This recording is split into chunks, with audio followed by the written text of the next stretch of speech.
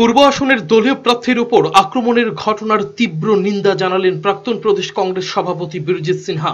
পাশাপাশি আইন শৃঙ্খলা নিয়ে শাসক দলকে বিদ্ধ করেন। খোয়াই মহকুমার প্রচারিকে আক্রান্ত হন পূর্ব আসনের কংগ্রেস প্রার্থী প্রজ্ঞা দেববর্মন। ঘটনায় নিন্দার ঝড় বইছে সর্বত্র।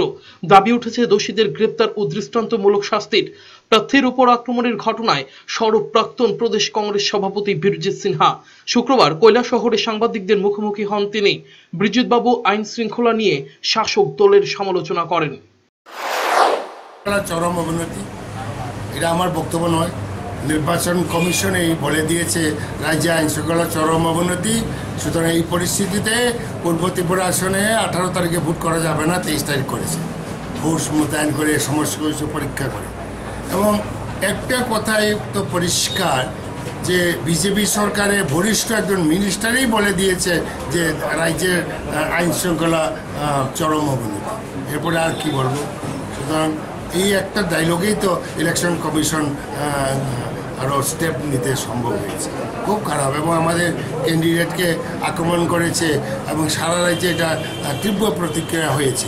মানুষ ধিক্কার জানাচ্ছে এবং আমরাও ধিক্কার জানাই।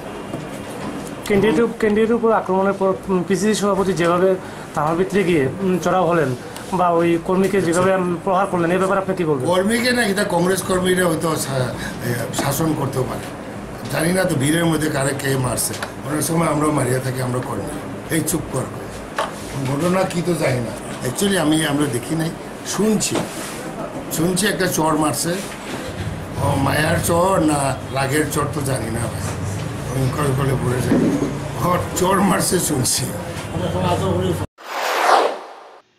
এদিকে কংগ্রেস নেতৃত্ব এদিন অভিযোগ করেন কৈলাসহরের ফুলবাড়ি কান্দি, রাঙ্গাউটি সহ বিভিন্ন এলাকায় শাসক দলের দুষ্কৃতীরা ভয়ভীতি দেখাচ্ছে কংগ্রেস ভোটারদের।